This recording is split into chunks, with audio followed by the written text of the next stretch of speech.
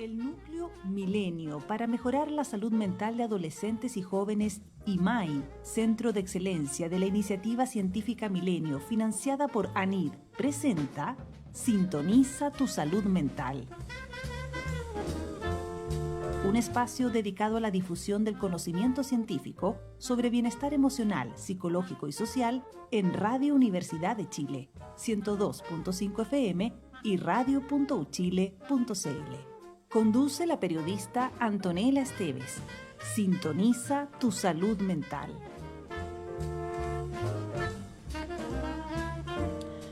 Son las 18 horas con 1 minuto y les damos la bienvenida a esta tercera emisión de Sintoniza tu salud mental, este espacio que desarrollamos junto al Núcleo Milenio para mejorar la salud mental de adolescentes y jóvenes, IMHAI, lo pueden encontrar por sus siglas también, y en redes sociales están muy activos con toda la información, poniendo incluso los links para que ustedes puedan ver los programas anteriores, donde hemos hablado de temas tan interesantes como el que vamos a hablar hoy y al que yo ya tengo un montón de preguntas. Hoy día vamos a hablar de autolesiones en adolescentes y jóvenes, de contagio social, de suicidio. Las cifras son realmente muy impresionantes y bueno, para hablar al respecto vamos a conversar con Paulina del Río, presidenta de la Fundación José Ignacio, y con el doctor Álvaro Jiménez, psicólogo académico de la Universidad Diego Portales e investigador del Núcleo Milenio para mejorar la salud mental de adolescentes y jóvenes. ¿Cómo estás, Álvaro? Muy bien, Antonella, gracias por la invitación.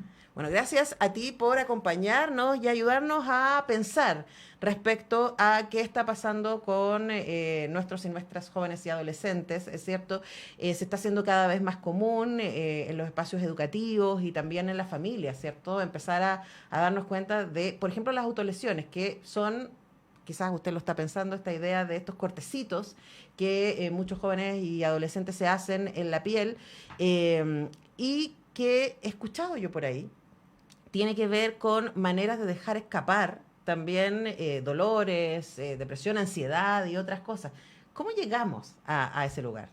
Sí, bueno, en primer lugar, las autolesiones en general se presentan bajo la forma de corte, ¿sí? Es un ataque deliberado sobre el propio cuerpo, pero también se puede manifestar de otras maneras que a veces pasan un poco más desapercibidas, como por ejemplo golpes o quemaduras. Entonces, cuando hablamos de autolesiones no suicidas, no estamos hablando solo de cortes, sino que también de otras formas de autoagresión. Y son cada vez más prevalentes también. Si bien en Chile no tenemos datos respecto a cuánta población adolescente o joven en estos momentos se está autolesionando, sí disponemos de algunos estudios internacionales que muestran que en torno al 20% de los adolescentes reporta haberse autolesionado alguna vez en la vida. Es un montón. 20% por sí es mucha gente, ¿no? Ahora, paréntesis, 2/3 de esos adolescentes lo realiza 1 o 2 veces también, entonces hay algo exploratorio. Y hay 1/3 que lo realiza de manera crónica.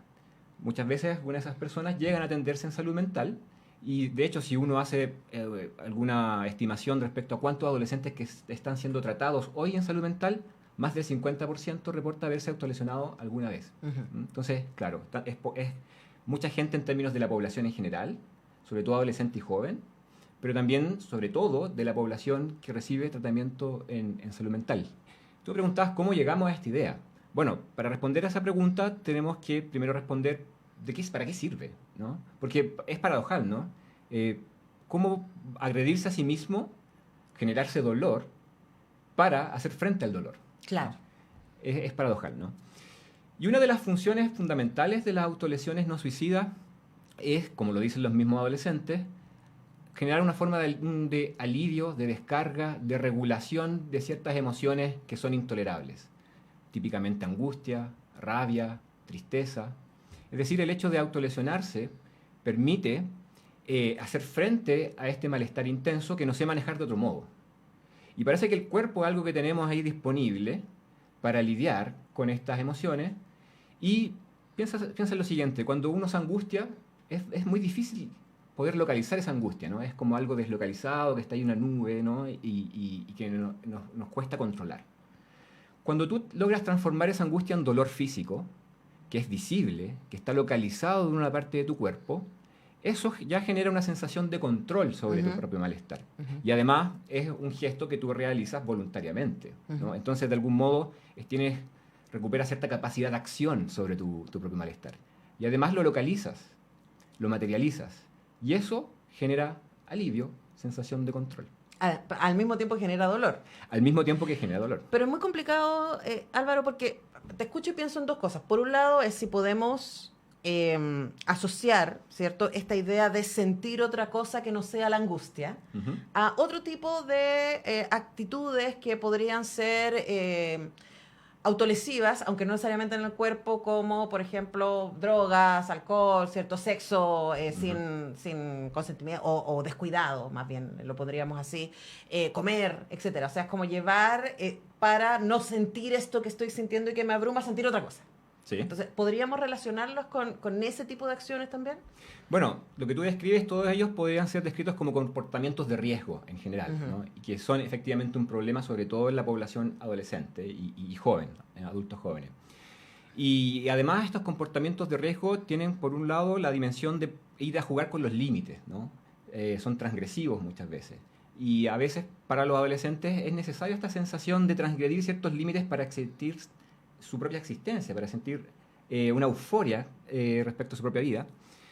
Y claro, uno podría pensar de que hay cierta disposición particular con respecto al propio cuerpo, y cuando comienzan a visibilizarse estas conductas de manera más masiva, en Occidente al menos, no es casualidad que sea al mismo tiempo que emergen ciertas expresiones estéticas, como el body art, por ejemplo, o la masificación de los tatuajes, ¿no? ¿Por qué me mira?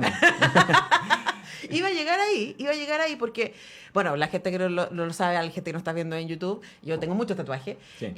Pero hay un ejercicio, estaba pensando en las culturas de, por ejemplo, tatuarse ritualmente o Sí. tatuarse estéticamente, ¿no? Pero aquí la autolesión tiene que ver con otras cosas, y yo me pregunto, ¿cuánto de la autolesión también tiene que ver con el castigo? O con la culpa. Y sé que entiendo que en muchos casos la culpa aparece después por hacerle esto a tu cuerpo, pero no por castigar a tu cuerpo. Es rara la conexión igual. Sí, bueno, con respecto al primer punto, la relación con ciertas manifestaciones de modificación corporal. En el caso de los tatuajes, o también el hecho de cortarse es parte de ciertos rituales de transición, de ritos de pasaje en algunas tribus de la infancia a la adolescencia. Entonces no es un tipo de conducta nueva, ha acompañado a la humanidad durante toda la historia. Pero asociadas a otro tipo de relatos. Asociado, tiene sentido, está inscrito, tiene un valor simbólico reconocido por la comunidad cuando lo hago en el contexto de un ritual, ¿no? O tiene un valor estético, ¿sí? Como en el caso del body art o en el caso de los tatuajes, y no es socialmente sancionado, ¿no? En este otro caso, no, es una manifestación más bien patológica, ¿no? Del ataque al propio cuerpo, ¿sí? Es muy distinto. Y la segunda parte de tu pregunta. Tenía que ver con la culpa. Sí. Y con el autocastigo. Claro. Bueno, de hecho, algunos adolescentes manifiestan que la razón para autoagredirse es castigarse a sí mismos o a sí mismas. Es decir, ya hay una relación en el cuerpo negativa, ¿no? Baja autoestima también se ve muchas veces, sobre todo en caso de adolescentes mujeres. Y la culpa puede estar antes o después, venir antes o después de la autolesión. Es decir, puedo cortarme, por ejemplo, porque me siento culpable por haber hecho algo, o por haber provocado dolor a alguien, o por ser interpretar que soy la causa de los problemas en mi familia, y esa autoculpabilización me lleva a autoagredirme como una forma de canalizarla. O también puede venir después, luego de la sensación de alivio, ¿sí? De descarga emocional, de regulación de estas emociones difíciles, posteriormente puede venir la culpa por lo que hice. Y ahí entramos en un circuito, ¿no? Que vuelve a relanzar el proceso de autoagresión. Ahora, también vivimos en una sociedad extremadamente mediática. En donde tú dices este tipo, y uno empieza a pensar inmediatamente en series, ¿no? Por supuesto, hay mucha gente que debe estar pensando en Euforia ahora mismo, en donde aparecen algunas de estas acciones de riesgo, ¿cierto? Y otras series adolescentes. Estaba pensando también en algunas canciones que he escuchado últimamente, en donde hay este sentimiento de no pertenencia, este sentimiento de culpa. Estaba pensando en Anti-Hero de Taylor Swift, que me parece una canción muy interesante, pero que está instalada desde un lugar muy incómodo. Y yo pensaba el otro día que iba escuchando en el auto, que claro, puede ser súper aliviador para un adolescente decir, chuta, si Taylor Swift, que es la súper estrella del pop, se siente incómoda en su propio cuerpo, se siente que ella es la antiheroína, ¿cómo no lo voy a sentir yo? Pero por otro lado, también aparece esto otro que tiene que ver con el contagio social, ¿cierto? Y con uno podría decir, habilitación de ciertas conductas como, bueno, esto es lo que se hace, ¿no? Esto es lo que hace todo el mundo, no es tan raro. aunque pueda ser tremendamente pernicioso. Sí, es interesante lo que menciona Antonella, porque efectivamente hay algunos estudios que se hacen la pregunta respecto a qué tipo de relación existe entre la masificación de las autolesiones, los comportamientos de suicida, y su visibilidad social a través de los medios de comunicación, el cine, la literatura también, o ciertos personajes del mundo del espectáculo. Por ejemplo, para recordar algunos personajes famosos de los años 90, Lady Di o Johnny Depp, ¿sí? Reconocieron que se autolesionaban.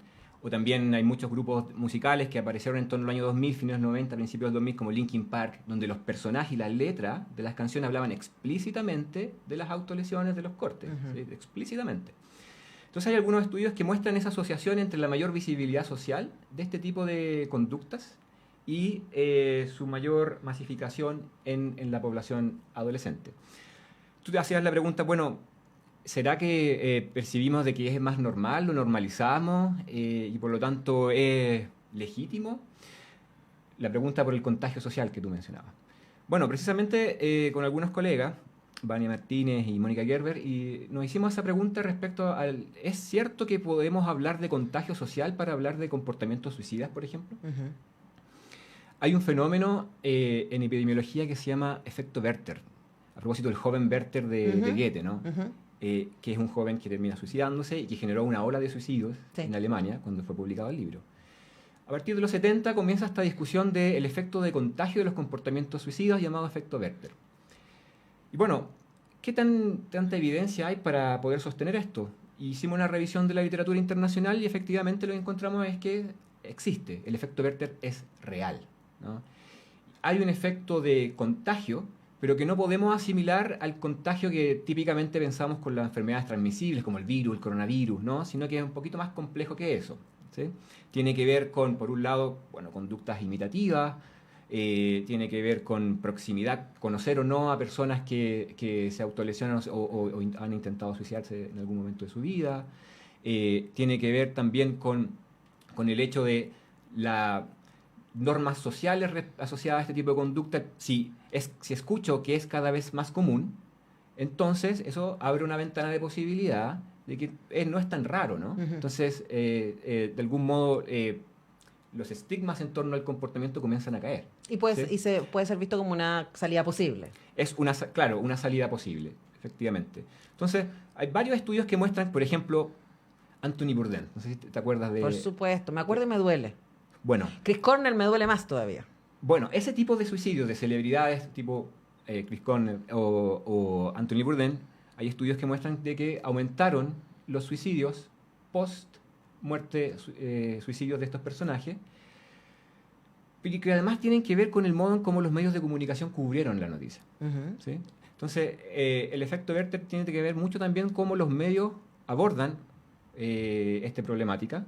Y no se trata de que no tengamos que hablar, ¿no? Porque una respuesta posible sería, bueno, no hablemos de suicidio, no hagamos este programa sobre este tema, porque podría generar un efecto de contagio, ¿no? Social.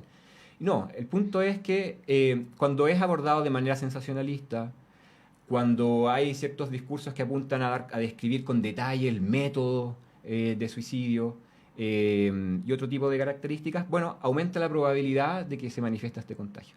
Pero cuando los medios lo hacen de manera responsable, cuando transmiten un mensaje esperanzador, cuando dan cuenta de que existen espacios de ayuda para consultar, públicos y privados, entonces, bueno, estamos al otro lado, ya no en el efecto Werther, más bien el efecto que se conoce como papageno, a propósito de la flauta mágica de Mozart, ¿no? Un personaje que salva del suicidio a uno de los personajes de la obra, ¿no? Entonces, el contagio social puede funcionar en ambas direcciones.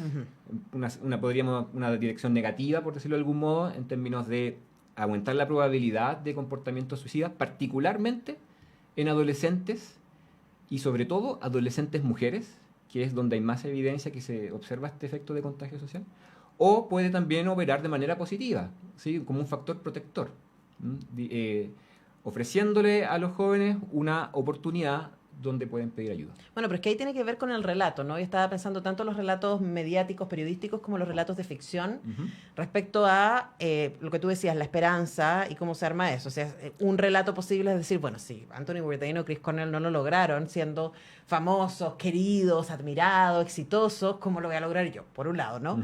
Pero por el otro lado también hay estoy pensando en relatos de ficción en donde no se sanciona no se sanciona el contexto o no se muestra necesariamente el contexto que llevó hacia ahí. Y la posibilidad de que existan otros contextos, de que exista movilidad de ese contexto, que las cosas pueden ser un poco distintas, ¿no? Y ahí hay una responsabilidad también que es muy complicada, porque ¿cómo responsabilizamos a la ficción, por ejemplo? Yo me dedico a hacer eso, ¿no? Sí. O más bien, que era ahí hacia donde yo creo que deberíamos ir, cómo les damos herramientas a nuestros jóvenes y adolescentes para que puedan decir, mira, esta es una manera de verlo, pero hay otras maneras posibles. Claro. Bueno, es interesante que insista en esta dimensión de los relatos de ficción, porque los efectos de contagio social no se observan solo a partir de muertes de personas reales, como Anthony Bourdain, celebridades, sino que también, claro, pongamos otro ejemplo, la serie 13 razones por qué de Netflix. Estoy guiando una tesis sobre eso, por eso causó mucha polémica, ¿no? Estoy pensando respecto. Y bueno, precisamente parte en el intento por responder esta pregunta respecto a si es real el efecto de contagio social de los comportamientos suicidas, vimos estudios que abordaron esta serie y sí, en algunos casos se observó que aumentaron las conductas suicidas de jóvenes en Estados Unidos. ¿Sí? Sin embargo, hay otros estudios que muestran que en realidad el efecto de ver esta serie en los jóvenes no es lineal. ¿Sí? No necesariamente va a gatillar conductas suicidas, sino que va a depender de muchas cosas. De los contextos. De los contextos y también va a depender de las vulnerabilidades previas de los y las adolescentes. Es decir, una adolescente que presenta ciertos problemas de salud mental, depresión, por ejemplo, o que ya estaba pensando, tenía ideas suicidas antes de ver la serie, bueno, es más vulnerable a que se produzca este efecto de contagio o de gatillar la conducta. Pero también, si es que veo la serie junto, por ejemplo, con mis cuidadores, con mis padres, o lo discuto con mis amigos, eso puede ser más bien un factor protector. Es decir, abrir la oportunidad de poder conversar sobre este tema y aprender y ganar algo respecto a esto. Bueno, creo que ahí también hay como una estrategia, porque rápidamente nos vamos a mover hacia el espacio de, o sea, si estamos hablando, antes de hablar de suicidio, si estamos hablando de autolesiones, a eso es síntoma, ¿no? Es síntoma de que algo está pasando. ¿Cómo llegamos a hablar de eso? Yo he mandado muchos amigos padres de hijos adolescentes a ver Sex Education, por ejemplo, que me parece que es una estupenda serie para ver en conjunto, o para ir discutiendo y para ver hablando, en donde también hay algunos temas bien complicados respecto a autolesiones o a ideación suicidia, donde hay una resolución poquito más luminosa posible, que es más bien el tono de esa serie. Estamos conversando con el doctor Álvaro Jiménez, psicólogo, académico de la Universidad de Ecoportales, investigador del Núcleo Milenio para mejorar la salud mental de adolescentes y jóvenes, a propósito de los datos que están apareciendo respecto a autolesiones no suicidas, conductas autolesivas y también la relación que puede llegar a tener eso con el suicidio. Pero dijiste una cosa antes que yo no quiero dejar pasar, Álvaro, que tiene que ver con también el sesgo de género.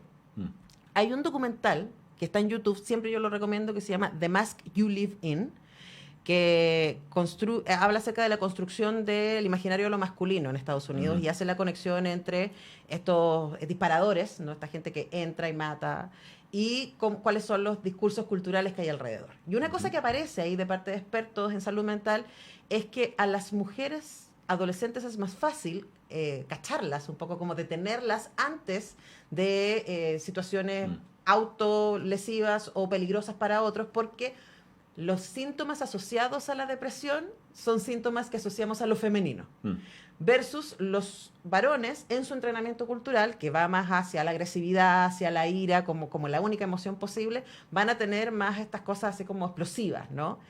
¿Podría tener también una relación esto en términos de las autolesiones? Sí, tú tocas ahí, Antonella, un punto muy relevante. Y tiene que ver con los estereotipos de género en torno a este tipo de conducta, ¿no? Y en torno a la salud mental en general, ¿no? Y hay un mito que es necesario despejar, que afirma que las conductas autolesivas son comportamientos femeninos.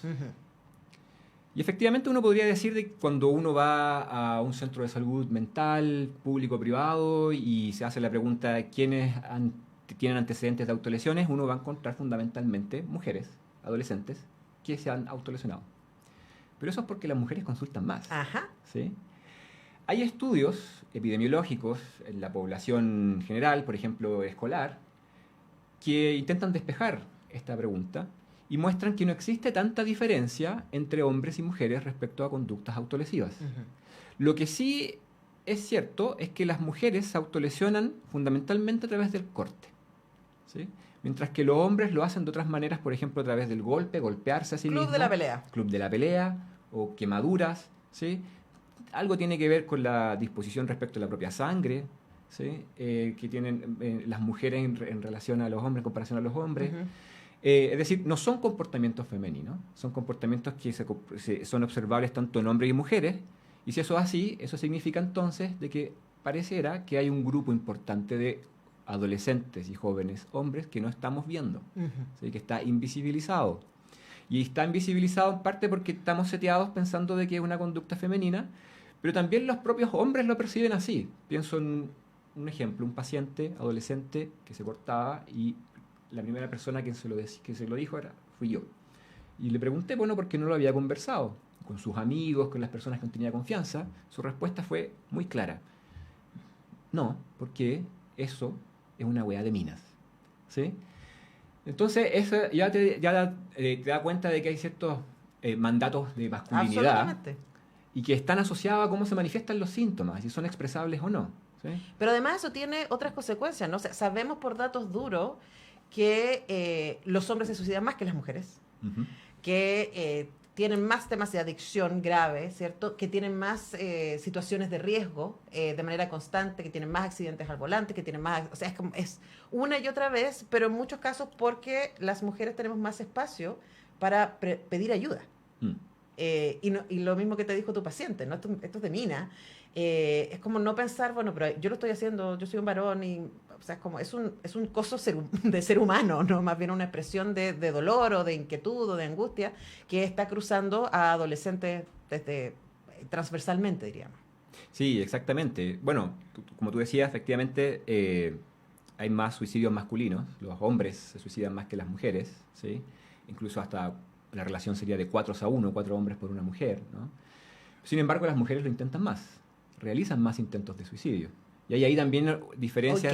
¿Qué cantidad de preguntas que abre ese dato? Sí, bueno, y también hay cuestiones interesantes respecto a los métodos a través de los cuales hombres o mujeres intentan suicidarse. Por ejemplo, las mujeres lo hacen fundamentalmente a través de intoxicación, por ejemplo, o medicamentos.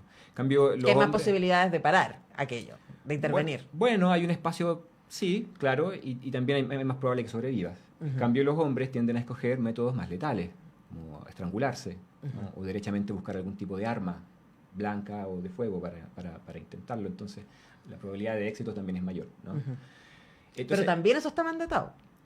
Bueno, todo es las autolesiones, los comportamientos suicidas, los síntomas de salud mental en general tienen una dimensión relacional, social, y que por lo tanto no son independientes respecto a representaciones sociales, culturales, estereotipos de género, cómo percibimos la construcción de nuestras identidades, las relaciones con nuestros propios cuerpos.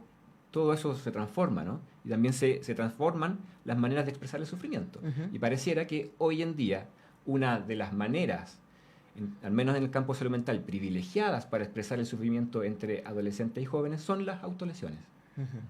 Bueno, nos da un montón para hablar. Estamos haciendo Sintoniza tu Salud Mental con el doctor Álvaro Jiménez, psicólogo académico de la Universidad de Diego Portales, investigador del Núcleo Milenio para mejorar la salud mental de adolescentes y jóvenes. IMHAI se llama, ustedes lo pueden buscar ahí por las redes sociales. Hemos puesto como el panorama un poco, que está bastante oscuro, pero se viene la luz. Después de la música y después de la pausa, vamos a estar conversando con la presidenta de la Fundación José Ignacio, Paulina del Río. Vamos a hablar de, puesto este escenario, ¿no? ¿Qué se puede hacer? ¿Cómo podemos ir mejorando esta situación? ¿Cómo podemos acompañar a nuestros jóvenes adolescentes? Vamos a escuchar música y luego vamos a ir a la pausa y ya regresamos. 18:31, estamos en vivo en Radio Universidad de Chile haciendo Sintoniza tu Salud Mental junto al doctor Álvaro Jiménez, psicólogo académico de la Universidad de Diego Portales e investigador del Núcleo Milenio para mejorar la salud mental de adolescentes y jóvenes. ¿Cómo vamos hasta ahora, Álvaro? Muy bien, Antonella. Ya, bueno, porque lo decimos también porque sabemos que en la primera parte del programa pusimos ahí una especie de panorama bastante oscuro, ¿no? Y un poco explicitando, bueno, este es un poco el estado de la cuestión. Hoy día sí, es preocupante, pero se pueden tomar medidas al respecto y hay gente que se preocupa en acompañar, en poder dar herramientas. Hay una línea libre, esto es muy, muy importante. Hay teléfonos de prevención del suicidio, que es el... no es arroba. Asterisco. Asterisco, gracias Álvaro. Asterisco 4141, asterisco 4141. Hay una línea libre para niños, niñas y adolescentes, que es el 1515 o linealibre.cl. También está la gente fantástica de la Fundación Todo Mejora, todomejora.org. Tienen también una posibilidad. Hay un montón de herramientas y el mismo INJAI, ¿cierto? Tiene en su canal de YouTube, que ustedes pueden revisar, varios videos respecto a prevención del suicidio. Entonces, también queremos destacar el trabajo que se está haciendo desde la sociedad civil organizada, ¿no? Existe la Fundación José Ignacio, que es una institución privada que nació con el fin de sensibilizar acerca del suicidio en niños y jóvenes y que ofrece actividades de prevención para ayudar a niños y jóvenes con intento de suicida a buscar darle sentido a su vida y recuperar esperanza, y también para acompañar a las familias que han perdido a un hijo o una hija por suicidio. Y tenemos al otro lado de nuestro Zoom a la presidenta de la Fundación José Ignacio, Paulina del Río. Paulina, muy buenas tardes, ¿cómo estás? Hola, buenas tardes Antonella, buenas tardes Álvaro, gracias por esta invitación. Bueno, muchas gracias a ti por hacerte el tiempo y también por ayudarnos a comprender el trabajo que hace la Fundación José Ignacio, que yo lo describía muy rápidamente, pero yo me preguntaba, Paulina, respecto a qué se aprende acompañando a familias que están, y a comunidades educativas, sin duda, que están viendo los síntomas que nosotros describíamos con Álvaro en la primera parte, ¿no? ¿Qué podemos aprender y qué herramientas podemos ir teniendo para poder acompañar a nuestros adolescentes y a los niños que estamos viendo que están entrando en un espacio de riesgo respecto a la ideación suicidia? Se aprende sobre todo de la importancia de los vínculos, ¿no? Cómo el vínculo es un factor protector fundamental, y que esto puede venir. Sabemos que no es fácil ser familia hoy, no es fácil ser padres hoy, entonces este vínculo se puede formar en distintos lugares, ¿no? Por ejemplo, en el colegio, por ejemplo, en la universidad, con el docente, con el inspector del colegio, con la entrenadora de deportes, en fin. Sabemos que cuando hay una oreja empática que escucha con una preparación muy básica y a veces sin ninguna preparación, podemos todos contribuir a prevenir un suicidio. Bueno, eso es lo primero, ¿no? Y por eso decíamos que es tremendamente importante estar atentos, estar atentas. Y ahí aprovecho a preguntarle a Álvaro una pregunta que se me quedó de vuelta y después te pido también que nos puedas ayudar a completarla, pero es como, ¿a qué síntomas deberíamos estar atentos? Porque hablábamos antes con Álvaro, no sé si lo escuchaste, Paulina, pero que también por mandato de género, ¿no? Chicos y chicas tienen expresiones distintas respecto a la depresión y respecto a este acercamiento a lo que podría llegar a ser un suicidio. ¿Qué cosas habría que estar alerta? Bueno, en primer lugar hay factores de riesgo, ¿sí? Y sin duda, uno de los más relevantes en el caso de los comportamientos suicidas en jóvenes son los problemas de salud mental, depresión en particular. De hecho, hay algunos estudios de autopsia psicológica, es decir, que reconstruyen la vida de una persona que se ha suicidado. Esos estudios muestran que en torno al 80% de las muertes por suicidio uno encuentra una depresión a la base. ¿Sí? Allí hay un factor de riesgo súper relevante. Pero también hay señales de alerta a las que podemos atender. En el caso de los jóvenes, adolescentes, por ejemplo, dificultades que tienen que ver con las relaciones, como mencionaba Paulina. Me comienzo a aislar. Dejo de hacer cosas que antes eran placenteras para mí. Presento dificultades en el sueño, que es una cuestión súper importante en contexto de pandemia y pospandemia. O sea, tenemos un problema que todavía sigue presente. También mensajes, esas son señales de alerta más indirectas, pero hay señales de alerta también más directas. Por ejemplo, las autolesiones que mencionábamos, o escribir mensajes en redes sociales que dan cuenta de despedidas o de ideas de muerte. Es decir, hay un conjunto de factores de riesgo que se superponen y algunas señales a las cuales podemos estar alerta. Bueno, entonces eso es lo que veríamos de parte de los adolescentes y niños. Luego te pregunto, Paulina, ¿cuáles son las herramientas que puede tener una familia o una comunidad escolar cuando reconoce estas alertas? Exacto. Mira, lo que nosotros hemos aprendido a lo largo de hartos años ya es que, en primer lugar, en muchas comunidades ni siquiera se había nombrado nunca la palabra suicidio, ¿no? Entonces, primero que nada, asumir que el suicidio es una realidad. Yo creo que hoy, de pospandemia, no hay ninguna duda sobre eso, ni en colegios, ni en universidades, ni en otras comunidades, ¿no? Entonces, como digo, prepararse. Una pequeña capacitación o una lectura. En internet hay materiales, el IMAI tiene excelentes materiales.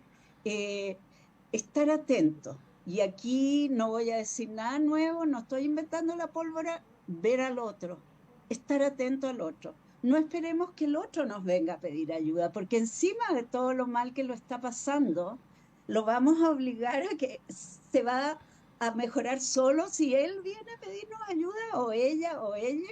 No, nosotros somos los que tenemos la obligación de estar atentos al otro, a nuestro alrededor, si trabajamos en una comunidad educativa, a nuestros alumnos, a nuestros compañeros, en fin. Entonces ahí uno intervenir para que la persona pida ayuda. Y hay formas de intervenir muy básicas, como por ejemplo se usan los primeros auxilios psicológicos en los desastres naturales. En la crisis suicida también hay formas que no hay que ser experto en nada para poder aprenderlo, que son preguntar, ¿no es cierto? Saber cómo convencer preguntarle si está pensando en suicidarse, obvio, con una introducción, no vamos a llegar ya a preguntarle si hemos notado cambios, ¿no es cierto? Si la notamos distinta. Preguntar, contener, convencer de buscar ayuda y derivar a través de los canales disponibles. Sabemos que a veces estos canales son súper difíciles, pero podemos hacer lo mejor que podamos. Y la mayoría de los casos en que nosotros intervengamos no van a ser un riesgo de suicidio inminente. Entonces, al intervenir, nosotros vamos a poder dejar que la otra persona se desahogue, que vea que es normal, que no se está volviendo loca, que haya ayuda disponible, por ejemplo, el asterisco 4141, la línea libre 1515, esos canales de ayuda están, y que sienta que a nosotros nos importa, ¿no? Genuinamente nos tiene que importar. Y eso es casi, diría yo, milagroso a veces, ¿no? No sé si Álvaro es más científico, él a lo mejor no está de acuerdo con esto, es un milagro, pero yo lo he visto y creo que es verdad. Bueno, pero nos construimos socialmente, entonces claramente poder tener un efecto en los otros nos define sin duda. Conversamos con Paulina del Río, presidenta de la Fundación José Ignacio, y con el psicólogo y investigador Álvaro Jiménez. Ahora, a propósito de lo que dice Paulina, Álvaro, y aquí luego lo pimponeo hacia ella también, uno dice, ok, acercarse, ¿no? Y preguntar, y tratar de establecer una comunicación. Pero yo inmediatamente pienso en el adolescente que está deprimido, que está aislado, que está además tratando de distanciarse, ¿no? Y que dice, no me pasa nada. Y que va y se encierra en su pieza. ¿Qué se hace ahí? Con alguien que tú sabes que está sufriendo, que tú sabes que lo está pasando mal, que sospecha que puede estar teniendo pensamientos realmente oscuros, pero que además no quiere hablar. Bueno, en primer lugar, yo creo que esto es muy difícil para los padres, madres, para los profesores también que conviven con los adolescentes en los establecimientos educacionales. Y es que muchas veces, como decía Paulina, no nos atrevemos a preguntar. Y ahí hay un mito operando muy potente, y es que el hecho de preguntar podría generar la idea o la conducta en el otro. Eso es falso. Es como la gente conservadora respecto a la educación sexual. Es como, no les vamos a enseñar educación social porque se les va a ocurrir tener sexo. Y es como, querides, ¿cómo les explico que eso ya está instalado? Claro, si yo le pregunto a alguien si ha tenido ideas suicidas, si ha pensado en quitarse la vida, bueno, si no lo ha pensado, simplemente me va a decir que no. Y no pasa nada. Pero si lo ha pensado, entonces, bueno, aprovechamos la oportunidad para poder indagar. ¿no? Entonces, primera cuestión, tenemos que, como decía Paulina, atrevernos a preguntar y atrevernos a nombrar la palabra suicidio, ¿sí? Que no se instale como un tabú. Y por otro lado también, y esto es súper difícil muchas veces, cómo poder posicionarse para los padres y madres, cómo poder escuchar de manera empática, es decir, sin imponer mi propio punto de vista, sino que tratar de entender el punto de vista del otro. Y entender que los problemas del otro, que a veces podemos minimizarlos porque en realidad decimos, pero si eso no es tan importante, ¿cómo vas a sentirte así por eso? Bueno, es cerrar la posibilidad de entenderlo.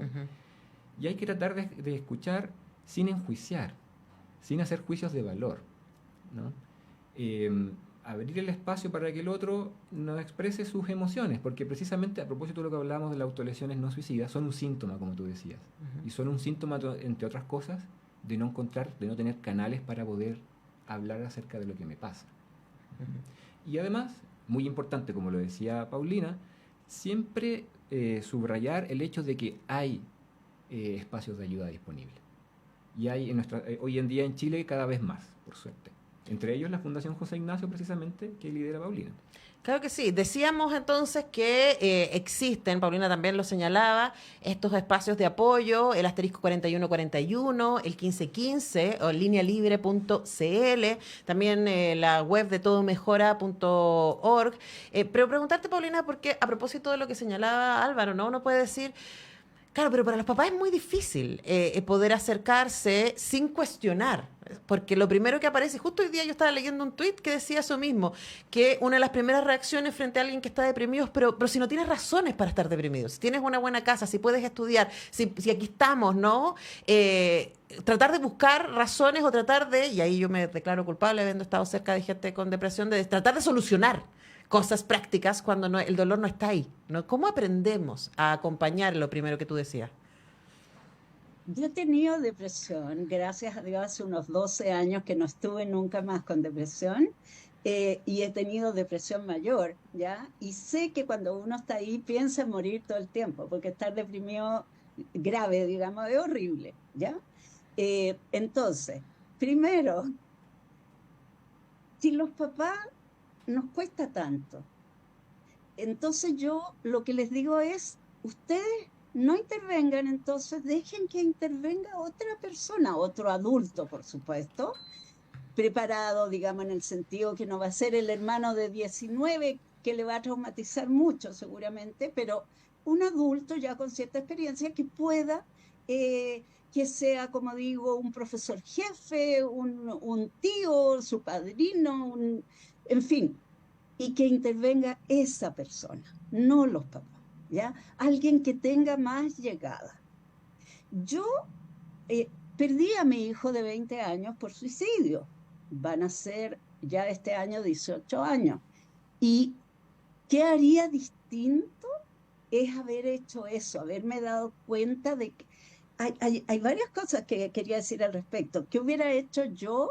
Me hubiera encantado en ese momento saber que el suicidio no era solamente un problema médico, ya no era solo un problema de salud mental, sino que era un problema biopsicosocial en que intervenían miles de factores, y que él tenía varios de esos factores, que dio señales de alerta, pero bueno, a estas alturas uno ya ha aprendido que no se puede juzgar con las herramientas que tenía entonces, ¿no es cierto? En ese tiempo ni siquiera los profesionales sabían. Entonces, aconsejar a los papás que si no pueden, llevar donde recurrir a alguien que tenga llegada. En el colegio generalmente hay mucha ayuda. Yo veo cómo impacta en los colegios, en las universidades, el suicidio o el intento de suicidio de un estudiante. Y es realmente trágico, o sea, para los profesores, para la tía del kiosco, para el de transporte escolar, todo el mundo queda impactado. Entonces, saber que todos nosotros podemos ayudar en la prevención es muy bueno. Y ojo, que la inmensa mayoría de las personas que piensan en suicidarse en realidad no quieren morir, quieren terminar con ese dolor psíquico que es intolerable. Entonces, eso es lo que nosotros tenemos que hacer. Por eso hablaba de lo biopsicosocial. Ahí es donde nosotros también podemos intervenir. Le hacen bullying en el colegio, lo cambiamos al colegio, ¿no es cierto? O lo sacamos directamente del colegio por un tiempo. O el chiquillo sufrió un abuso sexual. Entonces vamos a recurrir a una terapia muy especializada, ¿no es cierto? Vamos a recurrir a Fundación para la Confianza también. En fin, hay muchos recursos. Lo que nosotros tenemos que hacer es estar muy atentos y ver cuando no somos capaces. Y quisiera ahondar en lo que dijo Álvaro sobre el no enjuiciar. Tendemos a enjuiciar siempre, y es nefasto, o sea, se corta inmediatamente la relación con el otro. Digamos que no puede haber un contacto profundo si yo estoy enjuiciando. Entonces, como decía Álvaro, o decías tú misma, Antonella, tienes todo para ser feliz, eso lo escuchamos tanto y la gente lo dice con buena intención. Entonces, por ejemplo, cuando le digo, estarás pensando en hacer una locura, ¿no? Ahí hay 5 toneladas de juicio y 0 de ayuda. Entonces, no, nombremos. Mucho mejor que eso es decir, ¿has pensado en morir? ¿Has pensado en quedarte dormido y no despertar nunca más? Ahí no le estamos dando ningún juicio y estamos yendo al callo. Me fui por otro lado. No, pero importa. todo nos sirve, Paulina. Y todo sirve. No, todavía nos quedan un par de minutos y yo quiero preguntar, ¿querés agregar algo, Álvaro? Sí, que quiero aprovechar de que esté Paulina acá y representando la Fundación José Ignacio, porque quiero subrayar que esta fundación está llenando un vacío que existe actualmente en Chile. Porque, bueno, cada vez más hablamos de prevención del suicidio, como lo estamos haciendo ahora. Desde el año 2013 Chile cuenta con un plan nacional de prevención del suicidio y es relevante, pero los suicidios van a seguir ocurriendo. Ocurren y seguirán ocurriendo. Entonces es también importante saber qué hacer una vez que ha ocurrido una muerte por suicidio. Es decir, no solo concentrarnos en la prevención, sino que también en la postvención. Y en Chile existen pocos espacios que estén realizando sistemáticamente prácticas, actividades de postvención. Uno de ellos es la Fundación José Ignacio, precisamente. Entonces yo quería hacerle la pregunta a Paulina, ¿qué tendríamos que hacer como sociedad, en términos también de políticas, tal vez, para avanzar en esta línea de postvención, en apoyar a personas que sufren la muerte de un ser querido por suicidio? Claro, es muy importante entender que el suicidio, quería aclararte, Antonella, nosotros no solo recibimos a padres y madres que han perdido un hijo por suicidio, recibimos a cualquier persona que ha sido afectada por el suicidio de un cercano, ya sea un nieto, un padre, un hermano, un amigo, en fin. Entonces, ¿qué tenemos que hacer? Lo primero es dimensionar el nivel de trauma que provoca un suicidio. Siempre la muerte por suicidio va a ser traumática, aunque hubiera hecho 10 intentos antes la persona, como que nos hubiera avisado, siempre va a ser traumática, ¿ya?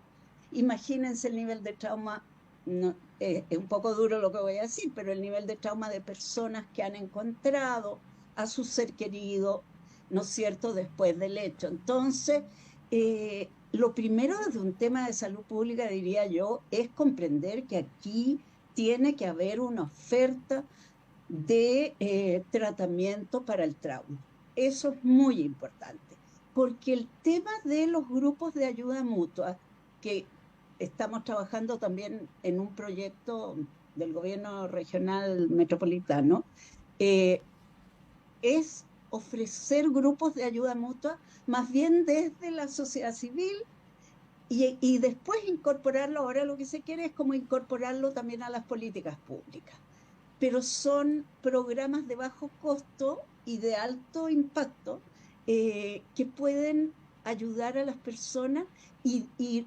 reducir el costo para el país de la atención de salud, del ausentismo, en fin. Necesitan cariño, tal como decía antes, vínculo, oreja, ojalá estar. Por eso la importancia de los grupos, compartir con personas que han vivido su misma experiencia, porque perder a alguien por suicidio no es igual que cualquier otra pérdida. Puede ser igual de dolorosa, pero lleva asociado un estigma, ¿no es cierto?, que provoca vergüenza muchas veces, o que la gente se aparta como si fuera contagioso, y eso solo contribuye a ahondar el dolor, a profundizar el trauma y tiene consecuencias muy serias en la vida de las personas y también en la salud mental de familias completas, Claro. ¿no es cierto? De cursos completos, de comunidades educativas enteras. Entonces, nosotros pido si conocen a alguna persona o ustedes mismos han perdido un ser querido por suicidio, no importa la relación, que nos escriban a contacto@fundacionjoseignacio.org y ahí nosotros les vamos a explicar cómo lo hacen para conectarse. Son grupos gratuitos que se desarrollan sábado por medio en la mañana. Así que a esas personas las invito con mucho cariño. Yo estuve ahí y lo importante es que sepan que yo estuve en el infierno y ahora estoy acá. O sea, se puede volver a vivir, se puede volver a reír. Y, por ejemplo, en 5 días más sería el cumpleaños 38 de mi hijo. He llorado, pero no es una tragedia. ¿Ya? Eso quería transmitir, que hay esperanza. Sí, Siempre hay esperanza. Además, tu mismo ejemplo, Paulina, es muy inspirador en términos de que también la vida se hace desde los otros y para los otros, ¿no? Entonces también cuando uno encuentra ese espacio de poder mirarse a los ojos para acompañarnos en nuestros dolores, se pueden evitar cosas trágicas y al mismo tiempo se pueden ayudar a transitar las tragedias. Así que ya lo saben, fundacionjoseignacio.org, fundacionjoseignacio.org. Hemos conversado con su presidenta, Paulina del Río. Muchas gracias, Paulina. Hemos conversado con el doctor Álvaro Jiménez, psicólogo académico de la Universidad de Ecoportales, investigador del Núcleo de Milenio para mejorar la salud mental de adolescentes y jóvenes INJAI. Estuvimos compartiendo todo el tiempo ahí en YouTube. Si llegaron tarde, recuerden que el programa queda. Y también recuerden que existe el asterisco 4141, Fono Prevención del Suicidio, la línea libre para niños, niñas y adolescentes 1515 o linealibre.cl, todomejora.org. Hay un montón de opciones para poder buscar ayuda. Muchísimas gracias, Paulina. Muchísimas gracias, Álvaro. Gracias a ti. Muchísimas gracias a todo el equipo del INJAI que hace posible también este programa, a José y a Alexi que estuvieron aquí en la puesta al aire. Y nosotros nos encontramos el próximo jueves. Yo vuelvo mañana a hacer el semáforo. Que estén muy bien. Chao. El Núcleo Milenio para mejorar la salud mental de adolescentes y jóvenes, IMAI, Centro de Excelencia de la Iniciativa Científica Milenio financiado por ANID, presentó Sintoniza tu salud mental. Un espacio dedicado a la difusión del conocimiento científico sobre bienestar emocional, psicológico y social en Radio Universidad de Chile, 102.5 FM y radio.uchile.cl. Condujo la periodista Antonella Esteves.